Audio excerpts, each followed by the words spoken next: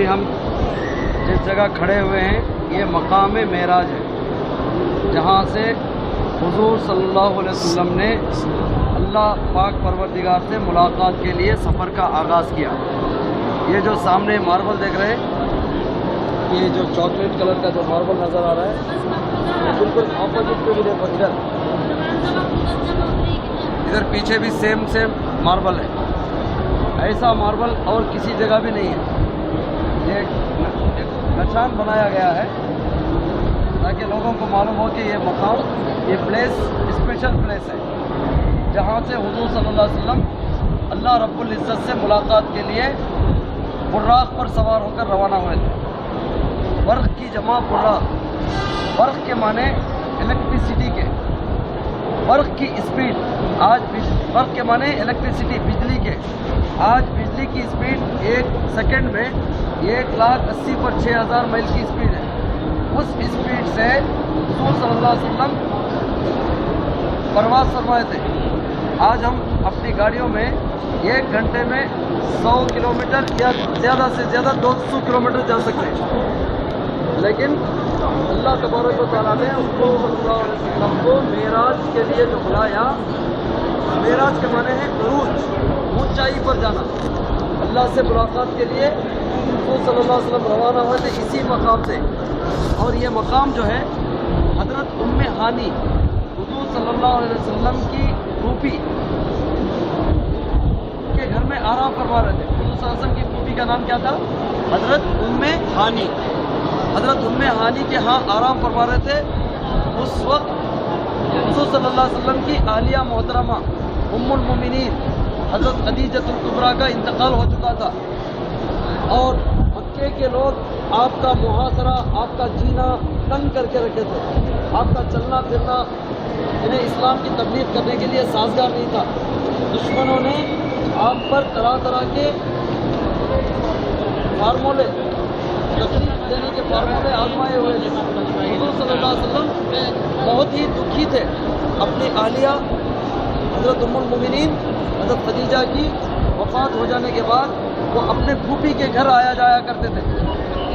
اس رات جبرائیل علیہ السلام تشریف لائے، براق لے کر آئے، وہی براق جس پر حضرت ابراہیم علیہ السلام نے ملک کے شام سے ہاجرہ علیہ السلام اور اپنے بیٹے اسماعیل علیہ السلام، دودھ پیتے بچے اسماعیل علیہ السلام کو بٹھا کر جس براق پر ملک کے شام سے مکہ آئے تھے، اسی براق پر حضور صلی اللہ علیہ وسلم نے بھی اپنی سواری، اسی پر سواری کی۔ جبرائیل علیہ السلام آئے، براق بلا کر وہ جو درمیان میں جو پلر نظر آ رہا ہے، پتھر والا پلر، وہ میلا میلا جو پلر نظر آ رہا ہے، بالکل کالا کالا کالا پتھر، 8 کونی کا پتھر جو نظر آ رہا ہے، وہ پتھر کو براق کو باندھے تھے، براق کو سواری کو باندھے تھے۔ حضور صلی اللہ علیہ وسلم کو آ کے نیند سے اٹھا کے حتیم میں لے کر گئے۔ حتیم میں لے جا کر 2 رکعت نماز پڑھنے کے بعد براق پر حضور صلی اللہ علیہ وسلم سوار ہوئے۔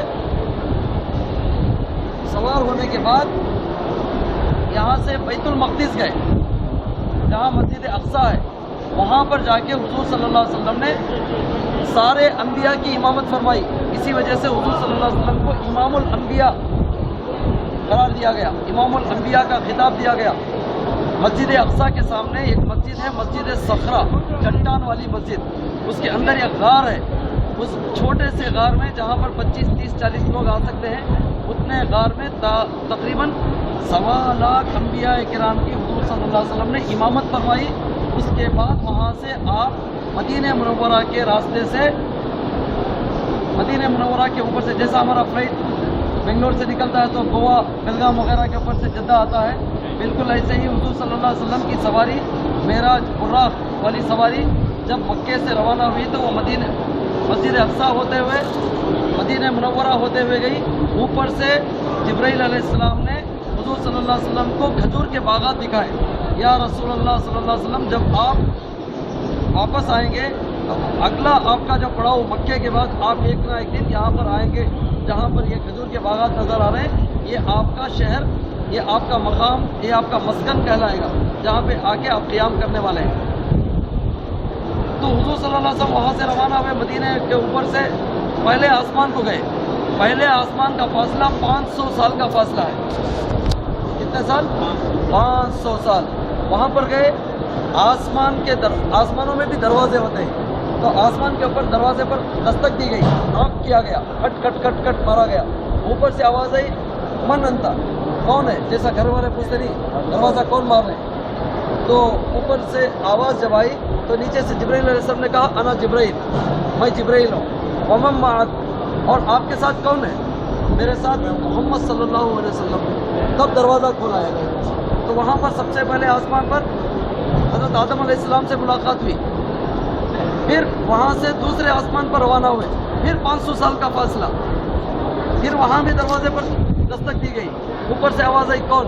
मैं जिब्राइल, आपके साथ कौन है? मेरे साथ मोहम्मद सल्लल्लाहु अलैहि वसल्लम। फिर दूसरा दरवाज़ा, दूसरे आसमान का दरवाज़ा खोला गया, फिर तीसरे आसमान पर रवाना हुए, वहाँ भी कुछ अंबिया से मुलाकात हुई, फिर तीसरे आसमान और 500 साल का फासला।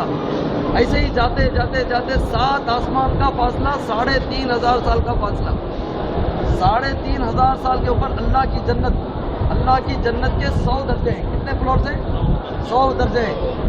90 पर 9 दर्जे, 99 दर्जे जो हैं जन्नत के, वो मामूली जन्नत के हैं। जन्नत का एक दरमियान का जो हिस्सा है, सेंटर पोर्शन ऑफ द जन्नत, अल्लाह की जन्नतुल फिरदौस, VIP जन्नत। प्यारे नबी सल्लल्लाहु अलैहि वसल्लम ने फरमाया, जब भी आप जन्नत मांगो, जन्नतुल फिरदौस ही मांगो। तो जन्नत के 100 दर्जे जो हैं, उन हर 2 दर्जों के बीच में 7 आसमान का फासला।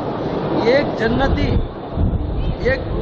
जन्नती घोड़े पर सवार होकर एक दरख्त के साये में 80 साल तक जाएगा, लेकिन उसका साया ख़त्म नहीं होता। इतनी बड़ी जन्नत अल्लाह ताला की। फिर जन्नतुल फिरदौस के ऊपर अल्लाह का अर्श है, अल्लाह का अर्श, अल्लाह का स्टेज। अल्लाह के अर्श के 8 साये हैं। कितने साये हैं? 8। एक साये में सारी कायनात आ जाएगी, 7 आसमान आ जाएंगे, 7 ज़मीन, जन्नत, जहन्नम, चरिंदे, परिंदे, दरिंदे, सब कुछ एक साये में आ जाएंगे। लेकिन उस साये में 2 लोग नहीं जा सकेंगे। कौन कौन? एक जो माँ बाप की नाफरमानी करता है, जिसके बुरे माँ बाप हैं, उनको छू बोलता है, उन्हें झिड़काता है, अल्लाह ताला उसको उस साये में जगह नहीं देगी। अल्लाह ताला कुरान में फरमाता है, तुम अपने वालिदैन के लिए रहमत के पकोटे बिछा दो। वक़्फ़िज़ लहुमा जनाहज़्ज़ुल्लि मिनर रहमा वक़ुल रब्बिरहमहुमा कमा रब्बयानी सग़ीरा। माँ बाप चाहे कितनी ही उम्र में चले जाएं, माँ बाप को उफ़ नहीं बोलना, वला तक़ुल लहुमा उफ़ वला तनहरहुमा वक़ुल लहुमा क़ौलन करीमा। वालिदैन का हक़ यह है, चाहे वो उम्र के कितने भी बड़े अर्ज़ल उम्र में भी चले जाएं, तो उनको जो है माँ बाप को बहुत ही शफ़क़त के साथ, आजीज़ी और इंकिसारी के साथ, जिन्हें बिल्कुल आहिस्तगी से, शाइस्तगी से, शराफत से बात करना वालिदैन। अगर ये नहीं करेंगे तो हमारी औलाद भी हमारे साथ वही बर्ताव कर सकती है। तो बहरहाल पहला वो शख्स जो माँ बाप की नाफरमानी करता है, अल्लाह के अर्श के साये में नहीं जाएगा। दूसरा वो शख्स नहीं जाएगा जो रिश्तों को काटता है, क़ातिउर रहम, सिले रहमी करने वाला, रिश्तेदारी को जोड़ने वाला। कोई सलाम करे या ना करे कोई रिश्तेदार, अगर कोई आदमी बंदा अस्सलामु अलैकुम व रहमतुल्लाह बोल के सलाम मुसाफा करके उनकी खैरियत दरियाफ्त करने की कोशिश करता है, तो वो जन्नती है, वो अल्लाह के अर्श के साये में जाएगा। वो रिश्तेदार जो सलाम का जवाब दिए बगैर मुंह मोड़ के जाता है, अल्लाह ताला उसको अर्श के साये में जगह नहीं देगी। तो अल्लाह के अर्श के ऊपर अल्लाह की कुर्सी है। अल्लाह की कुर्सी के सामने ये पूरी कायनात, पूरे चरिंदे, परिंदे, दरिंदे, पूरा जो कुछ आसमानों और ज़मीनों के दरमियान में जो कुछ है, जन्नत, जहन्नम, चरिंदे, परिंदे, दरिंदे, सब अल्लाह की कुर्सी के सामने एक मामूली शय, यानी यूँ समझ लीजिए बड़े से रेगिस्तान में एक पानी का जो कूज़ा होता है, उतनी ही हैसियत है पूरी दुनिया की। अल्लाह की कुर्सी के मुकाबले में पूरी दुनिया की हैसियत एक पानी के कूज़े की तरह है, एक पानी के डोल की तरह है। यूँ समझ लीजिए क्रिकेट के बड़े मैदान में एक बॉल की जो हैसियत है, उससे भी कम हैसियत अल्लाह की कुर्सी के मुकाबले में पूरी कायनात की हैसियत। तो प्यारे नबी सल्लल्लाहु अलैहि वसल्लम का उरूद मसऊद वहाँ तक हुआ, वहाँ तक आपने रसाई पाई, अल्लाह से बातचीत की, अल्लाह से मुलाकात की। अल्लाह ने उनको बतौर ख़ास बुलाया था, सवारी भेज कर बुलाया था। जिस तरह आप अपने किसी रिश्तेदार को गाड़ी भेज कर अपने घर बुलाते हैं, बिल्कुल अल्लाह ने ऐसी सवारी भेज कर हुज़ूर सल्लल्लाहु अलैहि वसल्लम को अपने पास बुलाया, वहाँ पर बुला के नमाज का तोहफा दिया। यानी जो शिर्क नहीं करता उससे जन्नत जहन्नम से खुलासी का परवाना दिया, इन्हें बगैर किसी हिसाब किताब में जन्नत का दाखिला उसके नसीब में किया। और हुजूर सल्लल्लाहु अलैहि वसल्लम पर नमाज फ़र्ज़ की गई, नमाज का तोहफा लेकर आए। 50 नमाज़ें फ़र्ज़ हुई थी। मूसा अलैहिस्सलाम ने फरमाया, अरे हुजूर सल्लल्लाहु अलैहि वसल्लम आप जाइए अपने अल्लाह से 50 नमाज़ें आपकी उम्मत नहीं पढ़ सकेगी, कम कराइए, डिस्काउंट कराइए। तो हुजूर सल्लल्लाहु अलैहि वसल्लम ने जब डिस्काउंट कराया तो वो नमाज़ें 5 हो गई। हज़रत मूसा अलैहिस्सलाम ने फरमाया, अरे हुजूर सल्लल्लाहु अलैहि वसल्लम आपकी उम्मत 5 नमाज़ें भी नहीं पढ़ सकेगी, आप और डिस्काउंट कराइए। तो हुजूर सल्लल्लाहु अलैहि वसल्लम ने कहा मुझे झिझक हो रही है, मैं और इससे ज़्यादा डिस्काउंट नहीं करूँगा। तो अल्लाह ने फरमाया आपकी उम्मत 5 नमाज़ पढ़ेगी, हम 50 नमाज़ों का सवाब देंगे। तो इस तरह से वो सफ़र जो है जन्नत का, अल्लाह से मुलाकात का हुआ। हुजूर सल्लल्लाहु अलैहि वसल्लम फिर वापस आए।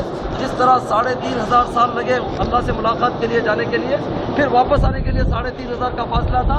फिर आप बराह मदीना होते हुए, मस्जिद अक्सा होते हुए फिर मक्के मुकर्रमा तशरीफ लाए। रास्ते में बहुत सारे काफिलों ने भी देखा, यानी कुछ लोगों ने आपको इन्हें जो रवाना हो रहे थे देखा।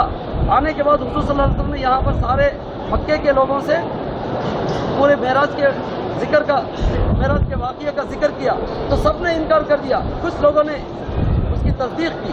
हज़रत अबू बकर, जिनका नाम हज़रत अबू बकर था, उन्होंने तस्दीक की, या रसूलुल्लाह कोई माने या ना माने मैं इसकी तस्दीक करता हूँ कि आप अल्लाह से मुलाकात करके आए। तो इसी वजह से आपका नाम सिद्दीक नाम पड़ा। सिद्दीक के माने अटेस्ट करने के, तस्दीक सबत करने वालों के।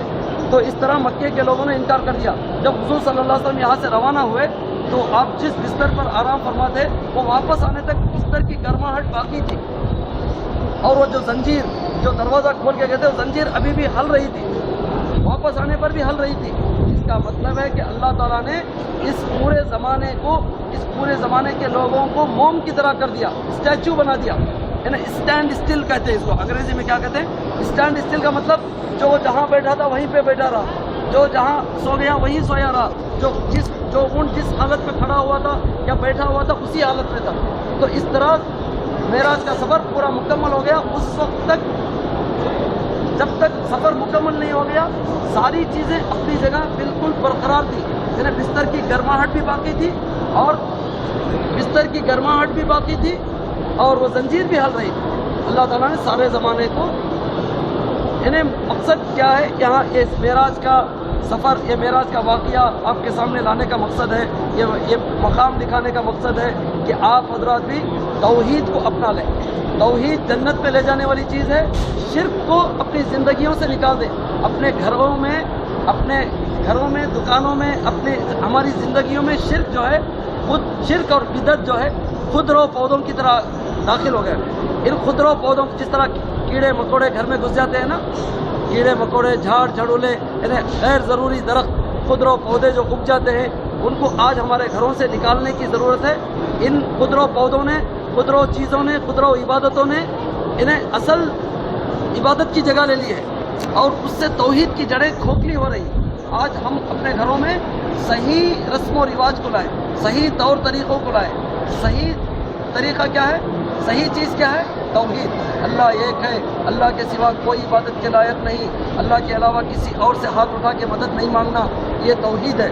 अगर आप किसी गैरुल्लाह के पास जाके हाथ उठा के मांगेंगे, किसी खबर वालों के पास जाके आप हाथ उठाएंगे, जाके दरख्वास्त करेंगे, ऐ पीर साहब, ऐ वली साहब, हमें कारोबार में तरक्की दे दीजिए, हमारा बच्चा बीमार है, बीमारी से नजात दे दीजिए, और हमें औलाद नहीं हो रही है, औलाद दे दीजिए, किसी गैरुल्लाह से, खबर वालों से मांगेंगे तो आप मुशरिक कहलाएंगे।